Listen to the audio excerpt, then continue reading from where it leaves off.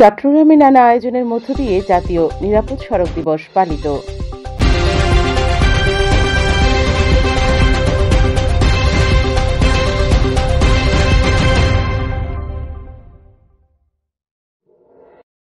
মানসম্মত হেলমেট ও নিরাপদ গতি কমবে জীবন ও সম্পদের ক্ষতি।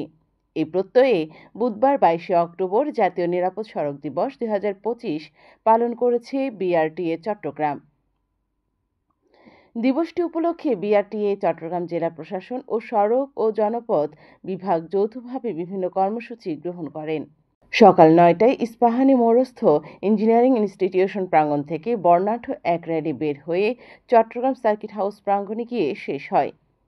এরপর সার্কিট হাউস সম্মেলন কক্ষে চট্টগ্রাম বিভাগীয় কমিশনার, জেলা প্রশাসক, সিএমপি, ট্রাফিক বিভাগ, হাইওয়ে পুলিশ, সাংবাদিক প্রতিনিধি, ব্র্যাক, বিএনসিসি, রোভার স্কাউটস সহ সুশীল সমাজ ও পরিবহন মালিক শ্রমিকদের উপস্থিতিতে আলোচনা সভা অনুষ্ঠিত হয়।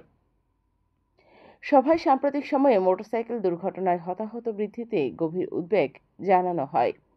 আলোচনা শেষে চট্টগ্রাম জেলার বিভিন্ন সড়ক দুর্ঘটনায় নিহত ও আহত 9টি পরিবারের মাঝে মোট ৩৯ লাখ টাকার ক্ষতিপূরণের চেক বিতরণ করা হয়।